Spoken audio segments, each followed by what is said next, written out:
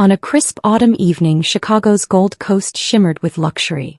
Bentleys lined the streets, doormen greeted elegantly dressed women, and penthouse lights twinkled against the night sky.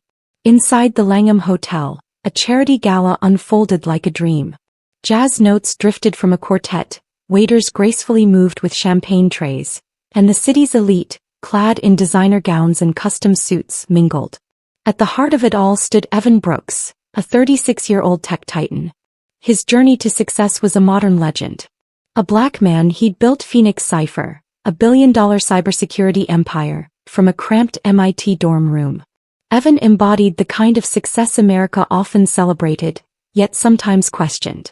Sharp, self-made, and strikingly handsome in a midnight blue tuxedo, he exuded a quiet charisma that drew people in. But tonight, attention wasn't solely on him, but on the woman beside him, Veronica Lang. Blonde, poised, and radiant in a backless emerald gown, she moved with the effortless grace of someone accustomed to admiration. A former PR executive turned full-time philanthropist, Veronica was the epitome of elegance and charm. She had entered Evan's life 10 months prior, quickly becoming his constant companion. She smiled at every gala, stood by his side at tech conferences, and shared curated photos of their power and passion on social media. Their recent engagement had stunned the public, a whirlwind romance, some called it. But for Evan it felt like destiny, or so he believed. Not everyone shared his conviction. At a nearby table, Olivia Brooks, Evan's 62-year-old mother, sat with impeccable posture, despite the tightening in her chest. A retired criminal court judge, Olivia possessed a spine of steel and warmth in her eyes. She had spent her life deciphering deception in courtrooms. She knew how to read people, to hear the unsaid, to recognize a smile that was too perfect. And something about Veronica just didn't feel right. It wasn't just her shifting backstory, first Seattle, then Atlanta, or the subtle flinch when Evan mentioned his Southside childhood. It was deeper, intangible. A change in her tone when speaking to Evan's colleagues. A flicker of irritation when Olivia inquired about Veronica's family. Every attempt Olivia made to connect with her future daughter-in-law felt like reaching through glass. "You don't trust her," Evan remarked quietly in the backseat of his Rolls-Royce after the gala. "I don't trust what I don't know," Olivia gently replied, hands folded in her lap. "And I don't really know her, Evan. She's smart, kind, driven. She makes me happy," he insisted, his tone clipped with defensiveness. "She's also evasive," Olivia countered. "She says all the right things, but there's something behind her eyes, like she's always performing." Evan sighed, his fingers tightening on the steering wheel. "You just can't accept I chose someone who's not like you." Olivia didn't reply. Not because he was right, but because she knew something he didn't. She had witnessed too many lives unravel in her courtroom due to misplaced trust. While she hoped to be wrong, her instincts screamed otherwise. The kind of scream that kept her awake long after the city had gone to sleep. That night, Olivia sat at her desk and began to dig. Not out of jealousy or possessiveness, but out of love. She combed through public records, social media history, and old PR files. What she found wasn't incriminating yet, but it was slippery.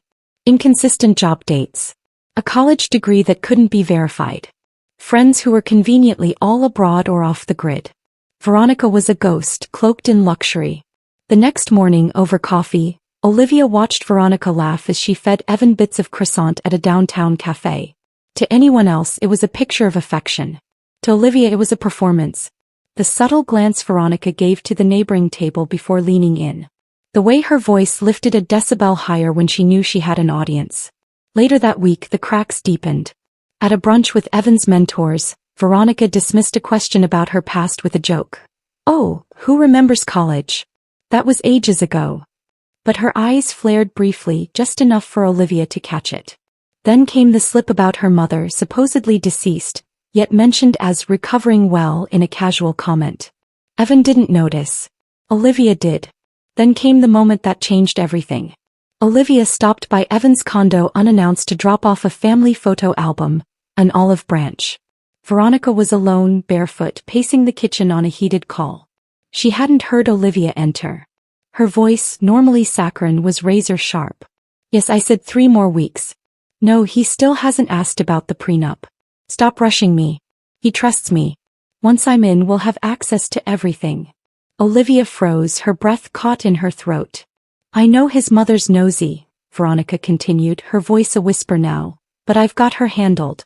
She won't be a problem. The words settled like ice in Olivia's veins. She backed out of the apartment silently, her pulse thundering. Whatever was happening, this wasn't love. It wasn't about connection. This was far more calculated.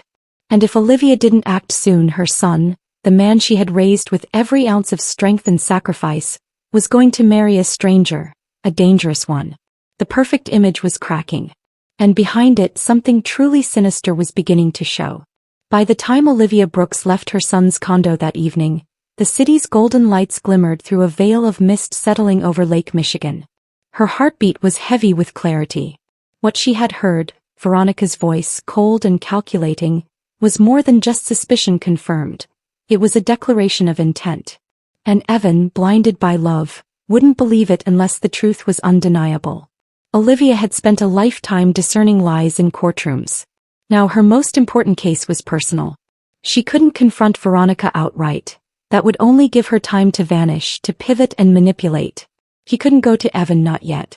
She needed evidence, something irrefutable, something that couldn't be spun by charm or deflected by another performance. So Olivia did something no one, not even Evan, would ever have expected. She disappeared. And Maria Ramirez appeared in her place. Maria Ramirez was a quiet, unassuming woman in her mid-60s, with streaks of gray hair, slightly stooped shoulders, and an accent shaped by years of carefully learned dialect. She wore a uniform bought from a janitorial supply store and carried a resume forged from the digital remains of real housekeepers who had worked in similar buildings. Her ID looked authentic. Her voice was soft. Her gaze was low. She applied for a housekeeping position at Veronica's penthouse residence in Millennium Tower. It worked. Veronica barely looked up from her phone when Maria entered the room for her interview. Discretion is a must, she'd said, sipping green juice from a crystal glass. I host a lot of important guests. No snooping, no questions. You clean, you leave. Got it. Yes, ma'am, Olivia replied in a voice she barely recognized as her own. You start tomorrow. 5 sharp. The next morning, Olivia showed up with a dustpan in one hand and a wire-bound notebook tucked discreetly inside her cleaning cart. She began to document everything: Veronica's real phone number, her private calendar, the names of men who visited late at night, the woman who always wore a red trench coat and left through the fire escape, the files on her desk, the messages scrolled in careless handwriting across scrap paper with foreign bank names and routing codes. But what struck Olivia most, what pierced her more deeply than the deceit, was how easily Veronica discarded her facade when no one she needed to impress was watching. She was cruel, not loud, not obvious, but precise in her cuts. She snapped at the doorman for opening the door too slowly, mocked the delivery guy's accent, tossed her shoes toward Maria without a glance. When she spilled wine on the rug one afternoon, she didn't ask for help. She screamed, "Are you blind, Maria? Clean it before it sets. I swear you people are all the same." Olivia swallowed the bile rising in her throat. She had prosecuted racists before, but standing there as a woman of color, being spoken to like dirt by the woman her son planned to marry, was a pain unlike any she'd known. Still, she endured it because every insult was another crack in Veronica's armor. Every outburst, another piece of the truth. And then there was the visitor. He came on a Thursday afternoon, tall, sharply dressed, with a trimmed beard and a knowing smile. Veronica greeted him at the door with a kiss too intimate to mistake. "Derek," she whispered, her arms around his neck. "We're so close. Just 2 more weeks." "I don't know how you do it," he murmured, "pretending you like him." Veronica laughed. "It's not so hard. He's eager to please. But when I think of that smug mother of his sniffing around, it makes my skin crawl. I'll be rid of her soon enough." Olivia stood silently behind the closed pantry door, recording every word. The following week she found what she needed: a laptop tucked behind a false panel in the bedroom closet. The password was simple: Evan's birthday. Inside were spreadsheets, emails, wire transfer plans, prenup avoidance strategies, and lists of Evan's patents and company assets. One document, titled Post-Marriage Strategy, mapped out how to extract assets over 6 months using shell accounts and third-party investors. It was fraud. It was corporate theft. It was betrayal on a level even Olivia hadn't fully imagined. But still she didn't break cover. Not yet. One day as Olivia polished the marble countertops, Veronica spoke loudly on the phone. She has no idea. She looks at me like I'm some gold digger but jokes on her. I'm a diamond thief. Evan's just the door I had to unlock. She laughed and something in Olivia cracked, not from rage but from heartbreak, because her son who had worked so hard to be seen, to be respected, was about to be broken by someone who only saw him as a transaction. Later that night, Olivia stood in front of her mirror, peeling off her wig. Her skin was tired. Her shoulders ached. But her eyes, they were sharper than ever. The plan was no longer just to expose a fraud. It was to save her son from a woman who had rehearsed her role perfectly. He'll know. It began with a quiet Thursday evening and a wine spill. A small misstep with consequences larger than Olivia Brooks could have anticipated. Veronica had hosted 2 women that evening, both gliding into the penthouse as if they belonged to another world. One wore diamonds as if they were paper clips. The other spoke in a clipped accent that hinted at elite boarding schools and boardroom takeovers. Olivia, still disguised as Maria, was polishing silver trays in the kitchen when they arrived. She caught only snippets at first, but the energy was unmistakable. This was no casual girls' night. It was strategy. Veronica greeted them with air kisses and poured vintage wine into crystal glasses. Everything's on schedule, she said, her voice low but triumphant. The prenup's been dodged. The software access is nearly complete. And Evan is, well, putty. The 3 women laughed, a practice sound like a chorus of queens in a castle built of mirrors and shadows. Maria was instructed to stay in the kitchen, but Olivia had learned how to listen without being seen. She moved silently, planting her recording device behind a decorative vase near the doorway, just inches from the edge of the living room. The voices drifted in, growing bolder with each passing minute. He's not a fool, Veronica, one woman said. But he's hungry. You can always manipulate hunger. Exactly, Veronica replied. Validation is his drug. I feed him compliments, flash a little vulnerability, and suddenly he's confiding in me like I'm his personal therapist. He doesn't even realize he's handing over his kingdom piece by piece. And his mother? The other asked, her voice sharper now. She suspects something but she's too proud to confront me directly. Evan thinks she's just being overbearing. He's already started pulling away from her. She doesn't even know I made him cancel their weekly dinners. A strange chill rolled through Olivia then, as if the betrayal wasn't aimed at her son, but at something deeper, at legacy, at love, at the sacred bond between a mother and the child she raised with grit and sleepless nights. Veronica hadn't just preyed on Evan's ambition, she targeted his soul. But Olivia wasn't just a mother. She was a former investigator who had built entire cases on whispers and nuance. She had cracked open corruption rings and dismantled lies that spanned decades. And now she was ready to move beyond passive listening. She was going to embed herself in Veronica's world. The next week, Veronica mentioned a charity gala she was hosting. A faux event meant to polish her image and mask the transactions going on in the background. Maria, I'll need you on call that night, she had said, tossing a to-do list onto the kitchen island. I can't have my guests stepping on dust. Yes, Miss Veronica, Olivia said softly, making mental notes of the names on the guest list. A surprising number were pulled from the world of tech, finance and venture capital.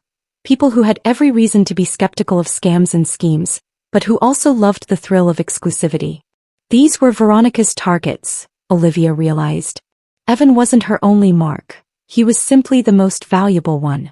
The night of the gala, the penthouse transformed. Soft lighting, classical music, white-gloved staff in crisp uniforms. Veronica played hostess flawlessly, graceful, attentive, effortlessly radiant. But Olivia watched her with new eyes. Every smile was strategic. Every compliment rehearsed. What Veronica didn't expect was that Maria would blend in perfectly. Olivia had ditched her faded apron for a more formal staff uniform and walked through the room as invisible as a shadow. She delivered drinks, passed hors d'oeuvres, and lingered just long enough to hear key conversations. She heard Veronica talking to a man from Zurich about portfolio merging, and another from Dubai about offshore coordination. She spoke in coded language, but to Olivia, it was as clear as confession. The most damning moment came when Veronica led a small group, including a known venture capitalist and 2 women Olivia recognized from previous visits, into her private study. Olivia slipped in after them under the pretense of cleaning a wine glass stain from the wall. "They think I'm marrying for love," Veronica said once the door clicked shut. "But we're marrying for leverage. In 6 months the software will be sold. Evan will be left with a PR nightmare and I'll be far away. No one will be able to trace it." "Are you sure he won't suspect anything before the wedding?" one guest asked. "He's blinded by the idea of us and he's terrified of proving his mother right." The group laughed, unaware that just 6 feet away Olivia was recording every word. That night, as the last guest left and Veronica tossed her heels into a corner, she turned to Olivia with a smug smirk. "You know, Maria," she said, pouring herself a final glass of champagne, "sometimes I wonder if Evan's mother ever knew what real power looked like, because if she did she'd recognize it when she saw me." Olivia nodded quietly and responded, "Maybe she sees more than you think." Veronica didn't catch the meaning. She just waved her off. "Go home. I'll see you in the morning." But Olivia wouldn't be back as Maria again. She had everything she needed. The voice recordings, the guest interactions, the offshore account numbers she had discreetly photographed from an open document on Veronica's desk. Now it was time to become Olivia Brooks again. Not the maid, not the silent witness, but the mother who was about to expose a thief before she ever said, "I do." The morning of the wedding arrived, wrapped in soft sunlight, a deceptive calm before the storm. The city buzzed with weekend joy, the kind that filled sidewalks with coffee cups and flower bouquets. But in the Brooks family's world, everything was teetering on the edge of revelation. Olivia stood in her modest Harlem apartment, her disguise now stored away in a locked drawer, her real face bare before the mirror. The woman staring back at her wasn't just a mother anymore. She was the quiet storm about to shatter a very dangerous illusion. The night before she had sent the final audio files to Keith Henderson, Evan's lifelong friend and now CEO of Brooks Tech. Keith, who had always been wary of Veronica but never had evidence to validate his gut, called her instantly. "I knew something was off," he said, voice thick with a mix of frustration and fury. "You're sure about this?" "I heard it with my own ears," Olivia replied. "They've been planning this for months. The software, the money, Evan's emotional leverage. He never loved him. She was acting from day one." Keith didn't hesitate. "We stop it. I'll handle the legal side. You talk to your son. He needs to hear it from you." But that, Olivia knew, would be the hardest part. Evan had grown increasingly distant ever since Veronica entered his life. He was defensive any time she brought up concerns, convinced she was judging Veronica through a lens of generational difference or, worse, racial insecurity. Olivia never blamed him. She knew the world taught black men to question even the purest forms of protection. But today all of that would change. At 9:12 a.m. Olivia texted him a single line, "Please meet me before the ceremony. Alone. It's urgent. Trust me just this once." It was unlike her to be dramatic. And that's why Evan took it seriously. He arrived at her apartment in a tailored black tuxedo, the one his father once wore to a fundraiser decades ago. He looked regal, successful, like the man she had raised to believe he could do anything, be anything. But the moment he stepped through the door and saw the expression on her face, something shifted. He set his cufflinks on the table. "Mom, what's going on?" She didn't waste time. Olivia opened her laptop and pressed play. Veronica's voice filled the room, a toxic melody masked in laughter. She spoke of Evan as a fool, of his mother as a nuisance to be removed. She mocked the idea of marriage, bragged about the stolen software code, named her co-conspirators and mapped out the entire scheme like a blueprint to betrayal. Evan's shoulders tensed, his eyes narrowed, jaw clenched. By the time the recording ended he hadn't said a word. Olivia closed the laptop gently, her hands trembling. "I know this hurts, baby, but I couldn't let you walk into a trap. Not on my watch. Not while I'm still breathing." Silence stretched between them. Then Evan sat down, burying his face in his hands. "I defended her," he whispered. "I turned away from you because I thought you just couldn't see her the way I did." "You weren't wrong to want to believe in her," Olivia said softly. "You were wrong to ignore your own instincts." He looked up, his eyes red but clear. "What do I do now?" "You show up," she said, her voice strengthening. Not to marry her but to face her and take back your name, your company, your peace. 2 hours later in the grand ballroom of the Plaza Hotel, everything was set.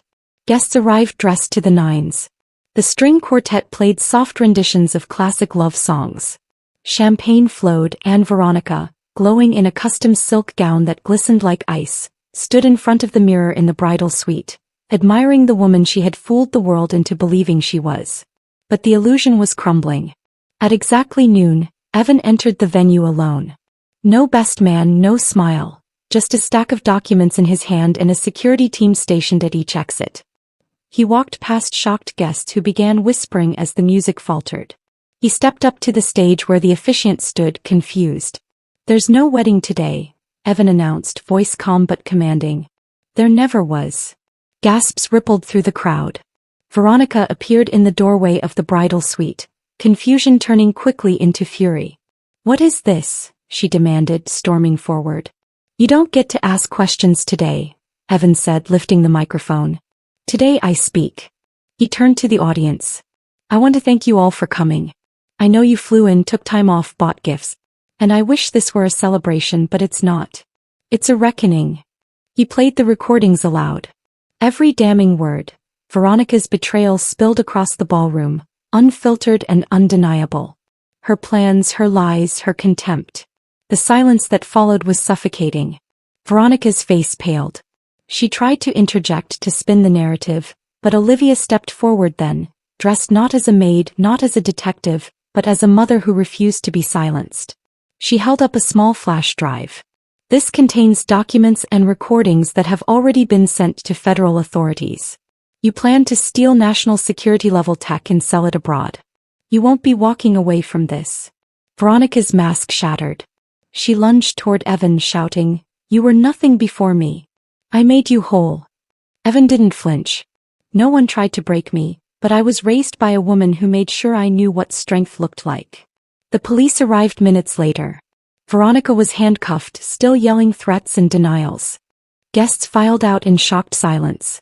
Some offered Olivia nods of respect. Others avoided her gaze. But none questioned the truth anymore.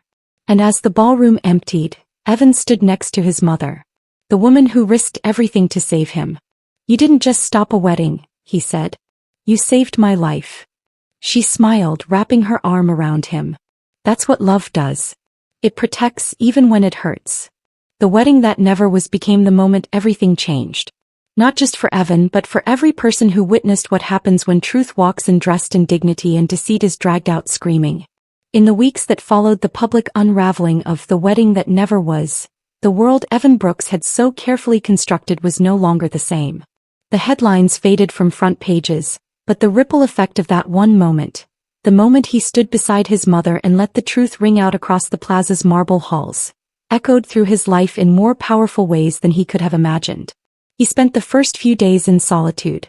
No meetings, no media appearances, no calls, just long walks through Riverside Park with his phone off and his thoughts loud.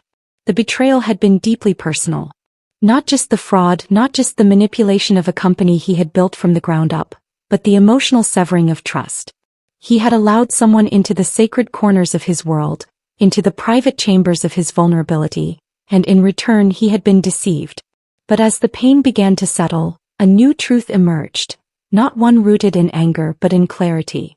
It came late one evening as he sat on the same couch where Veronica once curled up beside him, pretending to care about the things that defined his soul. Olivia was across from him, flipping through old family photo albums, her eyes pausing on an image of him at age 10, holding his first science fair ribbon. "She never saw this part of you," she said softly, tapping the photo. "The boy who used to take apart radios just to see how they worked. The boy who built a security algorithm in a school library while everyone else was playing basketball. She only saw the dollar signs, Evan, not the dreamer." Evan leaned back, exhaling deeply. "I wanted to be seen, not just admired. I thought love meant being chosen even when I had to ignore the red flags waving in my face." Olivia closed the album. "You weren't wrong for wanting love. You were wrong for thinking it required sacrificing your intuition." That conversation marked the start of something new. A rebuilding not of Brooks Tech that remained solid thanks to Keith's leadership and swift internal audits, but of Evan himself. He returned to the office a week later, not with his usual suit and tie but in jeans and a pullover. No press, no statement, just a quiet nod to his team that said, "We're moving forward." He launched a new initiative within the company called Integrity First, a values-driven protocol that elevated transparency, employee well-being and ethical oversight to the highest level of priority. Under that umbrella, he partnered with nonprofits working to expose financial scams targeting people of color, women, and the elderly, the most frequent victims of emotional fraud. It wasn't just about tech anymore. It was about impact. Meanwhile, Olivia was becoming something of a legend in her own right. Though she never sought attention, word spread quickly about the woman who went undercover to save her son. She was approached to consult with private investigation firms, nonprofits, even a docu producer from a major streaming platform. She declined most of it. Instead, she focused on something quieter, more healing. A mentorship group for mothers who felt unheard when trying to protect their children from toxic relationships. She named it The Circle. Once a week, she sat in a small community center in Harlem, surrounded by women of all backgrounds and ages, sharing stories, offering wisdom and simply listening. Sometimes healing didn't come from grand gestures or courtroom victories. Sometimes it came from saying, "You're not crazy. I believe you." Evan visited once. He sat in the back, quietly observing as his mother guided the conversation with calm strength. When it ended, a woman approached him and said, "Your mother saved more than just you. She gave us permission to speak." It humbled him in a way that success never had. As the months passed, Evan slowly allowed himself to imagine love again, but differently this time, without illusions, without performance. He learned to ask better questions, to listen to the silences between words, to understand that love wasn't about being dazzled. It was about being understood. And every Sunday, no matter how busy the week had been, he showed up at Olivia's place with groceries and flowers. They'd cook, laugh, argue about old music, and sit on the fire escape watching the city lights flicker like the heartbeat of a place that had once nearly swallowed him whole. Healing didn't come all at once, but it came honestly. And in the truth, Evan found something stronger than what he'd lost. A foundation built not on fantasy but on faith. Faith in himself. Faith in the people who had never stopped protecting him. Faith that even in heartbreak there is always a path to healing when love leads the way. In the whirlwind of deception, heartbreak, and redemption, the story of Evan Brooks and his mother Olivia reminds us that truth, no matter how painful, is always a gift. What began as a high-profile love story between a successful tech CEO and a seemingly perfect woman unraveled into a tangled web of manipulation, betrayal, and near catastrophe. Evan, blinded by charm and the desire for connection, almost lost everything. His company, his reputation, and the very foundation of trust he had built with those who truly loved him. But standing between him and disaster was his mother, strong, unshaken, and unwilling to let her son be consumed by a lie. Olivia's courage to go undercover, to endure degradation and racism, and to infiltrate a life built on deceit was not just a mother's act of love. It was an act of justice. Through her quiet strength and sharp instincts, she not only exposed a professional con artist but revealed a truth that saved her son's future. She reminded us that love is not passive. Love is active. Love protects. Love questions.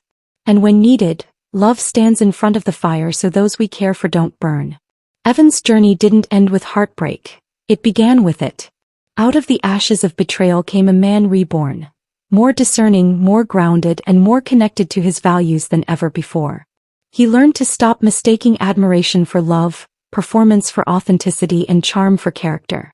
And perhaps most importantly, he learned to trust the voice of those who love him. Not because they always say what he wants to hear, but because they say what he needs to. This story isn't just about a failed engagement or a heroic mother. It's about seeing clearly. It's about knowing that sometimes the people who challenge us the most love us the deepest. It's about understanding that intuition is not fear. It's wisdom passed down through experience. And when we ignore it, we do so at our peril. So what can we take from this? In today's world where appearances are curated and deception can be dressed in elegance, we must learn to see beyond the surface. Whether in business, relationships, or friendships, integrity matters. Truth matters. And the people who love you enough to fight for you even when you push them away are the ones worth holding close. If this story moved you, inspired you, or reminded you of your own journey through trust and truth, don't forget to subscribe to our channel. Your support helps us continue to tell powerful, real, and meaningful stories like this one. And who knows, the next story might just be the one you need to hear. Stay with us. The truth is always worth uncovering,